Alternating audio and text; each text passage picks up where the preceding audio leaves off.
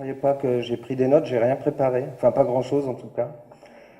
Un petit peu comme dans mon métier, j'aime beaucoup travailler au feeling. Et puis je me suis dit, ben, mon TED, en fait, ce soir, je vais le faire un petit peu comme ça. J'avais préparé quelque chose, mais c'était pas génial. Euh, non, ce que je suis en train de regarder, c'est un bulletin de notes que ma maman m'a gentiment faxé cet après-midi.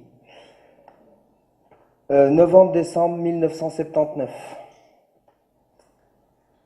Rédaction 9. Je suis français, hein, je parle sur 20. Orthographe 7. Grammaire 6. Mathématiques 0. Anglais 6. Géographie 3. Voilà, avec, j'essaye de lire, je le découvre quelque part un petit peu en même temps que vous. Les définitions fondamentales ne sont pas sues, les progrès ne sont donc pas possibles. Français, mathématiques, anglais, géographie, autant de catastrophes. Vous restez s'il vous plaît. Bon, j'ai quand même eu quelques prix. Année 1972-1973, prix de la politesse et de la vivacité. 1973-1974, prix de la taquinerie et de chant. Ça, je le découvre aussi. Et 74-75, prix de la taquinerie et de l'espièglerie. Donc, vous avez compris, vous avez devant vous un cancre. Merci de rester. Donc, cancre, j'ai fait une petite recherche quand même cet après-midi. Hein, c'est tiré du latin cancer. Cancer, crabe. Donc, un crabe, bah, évidemment, quand il veut aller d'un point A ou un point B, bah, il y va comme ça. Donc, bien sûr, ça met beaucoup plus de temps. Mais quelque part, vous avez devant vous ce soir un cancre qui avait un rêve. Et le rêve, là, je viens juste de le poser, il est là. C'est pas très grand, hein, ça mesure 26 cm. Et ce rêve, quand j'étais gamin, en fait, quand j'avais 10 ans, c'est que je voulais faire de la gastronomie. Alors, sous quelle forme, je ne le savais pas trop. Ça aurait pu être cuisinier, pâtissier, peut-être boucher. Je ne savais pas trop. Jusqu'avec la rencontre de mon professeur de français. Alors, je ne vais pas le nommer parce qu'il est toujours de ce monde. Par contre, je vais vous demander, on va dire Monsieur Bip. Donc, quand je lèverai la main, on dit Bip. Ça mettra un petit peu d'ambiance, c'est sympa. Donc, ce cher monsieur, voilà, un jour d'octobre, n'avait pas trouvé mieux que de me réprimander devant toute la classe. Monsieur Pasquier, vous n'écoutez rien, vous êtes absent, vous êtes un cancre. Vous ferez jamais rien de bon dans la vie. Alors, bon, c'est clair qu'il n'avait pas tout tort. Absent, c'est vrai qu'il m'arrivait de temps en temps, sur le chemin de l'école, de m'arrêter chez le pâtissier du village. J'inventais 1000 histoires en disant que le professeur n'était pas là, donc que j'avais pas cours, et je passais ma journée chez lui. J'écoutais rien, ça aussi, il n'avait pas tout tort, vu que je rêvassais plutôt à des gâteaux, à des chocolats et tout ça. Et un cancre, bon, avec 6 sur 20 de moyenne annuelle, je ne pouvais pas lui donner tort non plus. Par contre, à 10 ans, ça choque, hein, c'est très très choquant hein, quand on vous dit ça devant toute la classe. Je me suis dit, je ferai rien de bon dans la vie, ça. Je me suis dit, là, il a tort. Parce que s'il y a bien quelque chose que je fais de bien aujourd'hui, j'excelle, c'est dans la création de bonnes choses. Je crois que tout le monde a compris que je suis chocolatier. Donc, réprimande, j'ai eu une punition. Et vu que c'était un cours sur le hérisson, j'ai eu la plus belle punition du monde. Il m'a demandé de faire un hérisson en chocolat. Et là, ça a été la révélation. Le soir même, je suis rentré à la maison, j'ai fait fondre du chocolat, j'ai fait des petits pics, des choses comme ça, et je suis revenu le lendemain avec mon hérisson en chocolat, Paris gagné. Le problème, c'est que quand on a un cancre, ben, il y a beaucoup de portes qui se ferment. Et ben, pour moi, ma foi, le système scolaire voulait plus de moi. On m'avait classé un petit peu dans les gentils, mais sans plus, quoi. Et là, mes parents ont fait une rencontre. Ils ont rencontré le directeur d'une école hôtelière à Noirmoutier, ça se trouve en Vendée, qui là a dit à mes parents, mais s'il veut faire de la gastronomie, il faut lui donner cette chance. Moi, je le prends dans mon école. Le problème, c'est que j'avais 3 ans d'avance. J'avais que 13 ans. Donc, petit, on m'a fait des vestes de cuisine sur mesure. Et là, le directeur m'a donné 3 mois pour avoir, en tout cas, la moyenne. Ces 3 mois ont suffi à ce que je sois premier de la classe, et ça a duré pendant 3 ans. S'en est suivi l'obtention du CFC de cuisinier. Après, j'ai bourlingué pas mal dans les cuisines, entre l'Angleterre, l'Allemagne et la Suisse, enfin le Valais plus particulièrement. J'ai rencontré ma femme, Bagnarde. Ça faut, je mérite quand même, hein, parce que Bagnarde, c'est quand même. Ça fait longtemps que ça dure. Hein. Elle est aussi issue du milieu de la restauration. Et puis un jour, on s'est dit, et si on reprenait notre entreprise? On va devenir indépendant, on fera un petit peu ce qu'on veut, fini les ordres, machin, et on ouvre notre entreprise. Donc on est parti à la recherche d'un établissement, un restaurant, sur Sion. On avait trouvé. Jusqu'au jour où j'ai reçu un coup de téléphone d'un petit papy, nougatier à Crans-Montana. Il me dit, écoute David, des restaurants c'est bien beau, mais sur Sion il y en a déjà 50. Reprends mon entreprise. Ah, nougatier. Ah, c'est bien joli, mais moi le nougat, j'y connais rien. Et là, mon épouse me dit, mais écoute, c'est génial, c'est une belle opportunité, si ça vient aujourd'hui, c'est que on doit foncer. Et moi je lui dis non. Moi, le nougat, la confiserie, j'y connais rien du tout, je suis cuisinier, donc c'est non. Elle me dit, mais c'est pas grave, on va apprendre, et puis on verra bien, on prend le risque. D'ailleurs, qu'est-ce qu'on risquait? Et là, j'ai quand même eu le dernier mot, je lui dis, oui chérie. Et il paraît que ça marche comme ça dans le Val-de-Bagne. Donc, s'ensuit la visite des locaux. Alors, je ne vous explique pas, vétuste. La poudre ne va pas tomber, les petites bêtes, hop, hop, hop, on s'en va. Très, très vétuste. Donc, il fallait être un petit peu fou pour reprendre l'entreprise. Une formation très accélérée du métier de nougatier. Un passage devant le notaire, on signe, puis nous voilà en novembre 2005 propriétaires d'une nougaterie. La belle affaire. Magnifique. Le problème, c'est qu'on ne s'improvise pas nougatier du jour au lendemain. C'est très compliqué. Et que malgré tout, il fallait quand même servir le peu de clients qui poussaient encore la porte. Je dois vous dire quelque chose, c'est que je suis quelqu'un qui n'est jamais satisfait. Je suis jamais content. Quand c'est bien, ça peut être mieux. Et quand c'est mieux, ça doit être encore mieux. Et là, le nougat, au bout de quelques mois, mais ça m'a saoulé, c'est toujours la même recette, c'est toujours couper des cubes, mais vraiment rien de créatif. Et moi, je suis un créatif. Et là, j'ai repensé à ce qu'a dit monsieur. J'ai dit, mais à ce moment-là, il m'a dit que je ne ferais jamais rien de bon dans la vie. Et je me suis dit, mais si on est là aujourd'hui, en fait, c'est là que je vais pouvoir m'exprimer, c'est là que je vais pouvoir commencer à vivre. Et ce hérisson en chocolat à l'époque, ce qui m'avait beaucoup plu de travailler ça, j'ai dit, mais on va faire du chocolat. Et bon, là aussi, le métier de chocolatier, c'est un truc super compliqué et j'y connaissais rien. Premier fournisseur, je l'appelle, j'ai dit, est-ce qu'il faut mettre du vernis dans le chocolat pour le faire briller? Il s'est dit, lui, à mon avis, dans 6 mois, il n'est plus là. Mais ça fait quand même 27 ans que je suis en Valais, donc j'ai un sacré caractère. Et on y a cru. Et on a bossé jusqu'à 20 heures par jour, 7 jours sur 7, on y croyait. Et puis là, gentiment, les gens poussaient la porte. Ah, vous faites du chocolat, c'est sympa. Il n'y avait pas trop à Crans-Montana. D'ailleurs, j'ai une petite anecdote. Il y a une dame, il y a 2 mois, qui me dit, c'est très marrant, parce qu'en fait, quand vous avez commencé il y a 8 ans, nous, on venait par pitié, quoi, de jeunes qui commençaient. On va leur acheter de la marchandise pour les soutenir. Elle dit, aujourd'hui, je traverse, je change de trottoir, j'évite, je ne regarde pas votre boutique tellement je suis accro. Donc ça, c'est plutôt sympa. On fait du chocolat, mais c'est vrai que quand on s'est dit, on fait du chocolat, on fera du chocolat haut de gamme. Moi, je veux pas que nos chocolats ressemblent à ce qu'on peut trouver en grande surface. On fait du chocolat haut de gamme, des produits très soignés.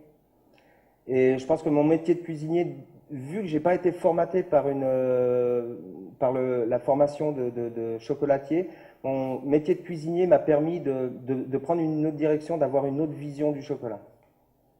Et il y a une chose qui est sûre, c'est que de toute manière, je fais ce que je veux. Je ne m'adapte pas au client, c'est le client qui s'adapte à moi. Le client, il n'a qu'à acheter ce que moi, j'ai envie de faire. C'est tout. C'est comme ça. J'ai une petite surprise. En fait, il y a 6 ans, j'ai pas créé un chocolat parce que c'est des choses qui se font, mais j'ai sorti un petit chocolat en forme de demi-sphère. Et là, vous avez une belle surprise sous votre chaise à gauche. Vous pouvez regarder. Un petit chocolat. Mangez-le pas tout de suite, s'il vous plaît.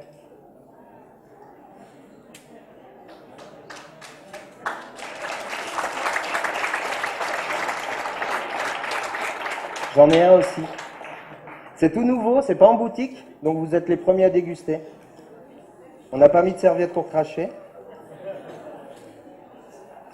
Voilà la petite sphère. Elle est là, je vous dis pas encore ce que c'est. Mangez-le pas encore. Il y en a qui l'ont mangé déjà. Donc cette petite sphère, quand j'ai sorti ça, on a mis ça en boutique, les gens poussaient la porte de la boutique, ils disaient mais c'est quoi? C'est pas du chocolat. Nous on veut pas de ça, ça ressemble à des Smarties. Le flop, hein. Le flop complet. Mais je pense que vous le voyez très mal dans le noir, hein, mais il est très joli. Mais moi, quelque part, ce petit chocolat, j'y croyais. Je trouvais ça joli, un petit dôme, c'était brillant, coloré. Et j'ai dit, ma foi, moi je fais ce que j'ai envie, le client, il a qu'à s'adapter. Eh ben, ces mêmes clients, 6 ans après, reviennent à la boutique et achètent des boîtes que de ces demi-sphères. On en fabrique aujourd'hui 2 tonnes. Donc je crois que quand on a une idée, même la plus farfelue, il faut y croire et continuer. Maintenant, on va peut-être le manger, parce qu'il va fondre dans les mains. Puis après, je vais vous donner un petit peu moi, comment je vois le chocolat. Alors, je vous dis rien, mangez-le. Ça a peut-être un petit peu chauffé dans la salle, mais c'est pas fondu. Alors, quand vous le mangez, moi, c'est ma vision du chocolat. D'abord, il y a l'abricot. Ma femme est valaisanne, donc abricot. Après, j'aime bien les contrastes. Donc, l'acidité de l'abricot. Après, derrière, il y a de la mangue. Puis, j'ai donné une petite pointe. Ça, j'aime beaucoup. Je ne sais pas si vous le sentez, c'est du safran.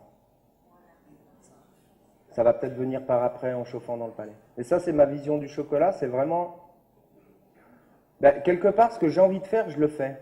Alors, on me demande souvent, mais comment? Ah, mais je me rends compte que j'ai oublié les slides. Mais d'ailleurs, on ne me l'a pas donné. C'est pas grave. On m'a pas donné la petite manette pour... Ah, c'est que ça passe tout seul. C'est beau le progrès. Ok. Ma vision du chocolat, voilà, c'est ça. C'est je fais ce que j'ai envie. On me demande souvent, mais comment tu crées ton chocolat? Pourquoi tu fais un chocolat abricot, mangue, safran? Et pourquoi pas un chocolat juste à l'abricot? J'en sais rien, je ne peux pas vous expliquer. C'est comme ça vient dans ma tête et je fais. Alors souvent, ça passe par quand même quelques essais, parce qu'il y a quand même toujours des petits ajustements. Et puis, ça peut être surprenant. On a fait des chocolats au poivron, on a fait des chocolats à la courge, on a fait des chocolats à l'olive. Et je crois que les gens, ils aiment bien découvrir. C'est vrai qu'aujourd'hui, les gens voyagent de plus en plus, sont prêts à découvrir plein de choses. Et puis, pour moi, c'est un vrai bonheur. Donc voilà, en fait, la petite histoire, ça marche bien, ça roule, hein, l'entreprise, ça marche bien. Sauf qu'il y a 2 ans, moi, il me manquait quelque chose. Il y avait... quelque part, je suis cuisinier, puis dans le monde très fermé des chocolatiers, j'étais un petit peu un parvenu. Donc, il me manquait un statut. Et là, en avril 2012, une belle opportunité, les championnats suisses de chocolat. Ah, je vais voir ma femme, très lentement, il faut y aller tranquille. J'ai dit, chérie, écoute, il y a les championnats suisses de chocolat, moi je veux me lancer. Et là, elle me dit non. Elle me dit, écoute, l'entreprise elle est en train de monter, tu vas te rajouter du stress, et c'est très dangereux, merci beaucoup. Alors ça, c'est un petit peu ce qu'on fait à Pâques, voilà, c'est assez, on fait ce qu'on veut, hein. La grenouille de Pâques, le porte-crayon de Pâques, Noël, le ski, les petits chaudrons. Pâques, collection autour du monde, ça a été un petit clin d'œil au championnat du monde, on va y revenir.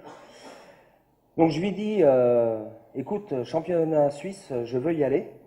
Et là, bien sûr, elle me dit, mais écoute, non, beaucoup trop de travail, beaucoup de stress, non, n'y va pas, ça va mettre l'entreprise en péril. Mais moi, j'étais convaincu que pour moi, personnellement, ça allait me faire évoluer et que pour l'entreprise aussi, ça allait être quelque chose qui allait booster la chose. Et j'ai dit, non, mais écoute, je veux y aller. Et là, c'est elle qui a eu le dernier mot, elle m'a dit, oui, chérie. Comme ça, c'est bon. Et donc, me voilà parti au championnat suisse. Donc, alors, je vous explique pas, entre la production pour la boutique, les entraînements pour les championnats suisses, fallait jongler entre tout ça. Et quelque part, moi qui aime beaucoup les sphères, c'est rigolo de jongler. Et ma foi, le 21 janvier 2013, les résultats tombent. Je suis champion suisse. Tip top, bravo. C'est génial. J'y connaissais rien il y a 8 ans, mais je suis tellement passionné. Et puis je vais dans mes idées, et puis je fonce, et puis j'ai raflé 4 prix sur 6. J'étais super déterminé. Sauf que quand on est champion suisse, ça implique une participation au championnat du monde. Donc on remet le couvert. Et alors là, c'est une autre paire de manches. Parce que ça a été 6 mois de préparation. Voilà, ça c'est aujourd'hui à l'atelier. Tac, tac. Pardon si je vais un petit peu vite. C'est un peu le stress. Ça, c'était les qualifications donc, pour le championnat suisse. Les championnats suisses. Et on va arriver, la pièce. On travaillait sur un thème qui s'appelait l'architecture du goût. Ça ne veut rien dire. Champion suisse, c'est vrai. Hein, donc, il y a des photos. C'est vraiment vrai. Ça peut paraître très étonnant parce qu'il y a des gens qui travaillent toute une vie, puis quelque part qui ne sont pas arrivés, alors c'est peut-être un peu prétentieux, mais je trouve qu'il faut le dire, qui ne sont pas arrivés au niveau où on est arrivé en même pas 9 ans. Et ça, c'est parce que je pense qu'on ne veut pas suivre le chemin qui est tracé. On fait ce qu'on a envie de faire et automatiquement, on est différent des autres. Donc me voilà au championnat du monde, 19 candidats, hein, les meilleurs de chaque pays. Il ne faut pas oublier qu'au départ, on était 400 personnes dans cette compétition. Donc arriver au championnat du monde, parmi les 19 autres, prêts à en découdre, à coups de sculpture, de petits chocolats, et le niveau était très très haut. Il y a des pays qui se préparent pendant des mois et des mois, qui ont des gros moyens derrière. Donc quand on arrive, le petit Suisse derrière, malgré qu'on soit le pays du chocolat, il faut s'accrocher. Et ma foi, j'ai quand même décroché, j'ai été classé parmi les 10 meilleurs chocolatiers au monde. Donc ça, c'était la présentation du gâteau. Là, on avait un globe à faire en chocolat. Tastic, le génie du goût, avec une personne qui est venue faire un TED l'année passée qui s'appelle Evic Lynn. Et c'est elle qui m'a beaucoup aidé pour la sculpture, parce que la sculpture, on est vraiment encore dans un autre travail du chocolat. Hein. On est dans de la 3D et tout, c'est très compliqué, donc j'ai eu beaucoup de soutien de la part de Lynn. Et donc, je me suis classé parmi les 10 meilleurs chocolatiers au monde. Et je suis dans le timing. Yes. Donc, j'en arrive un petit peu à la conclusion. Je pense que quand on a des idées, quoi qu'il se passe, quoi qu'il arrive, faut y croire. Et puis, faut continuer. Et puis, je pense qu'un jour ou l'autre, de toute manière, ça finit par payer. On a encore beaucoup de travail. Il faut se dire que, enfin, moi, c'est ce que je me dis, et toute notre équipe, c'est ce qu'on se dit, c'est que c'est jamais gagné, c'est jamais acquis. Et tous les jours, il faut se remettre en cause. Il faut continuer, il faut innover. Puis j'aurais quand même un dernier mot pour monsieur, non, je vais dire son nom, c'est monsieur Chartier, qui un jour d'octobre 1979 m'avait mis un grand coup de pied dans le bip.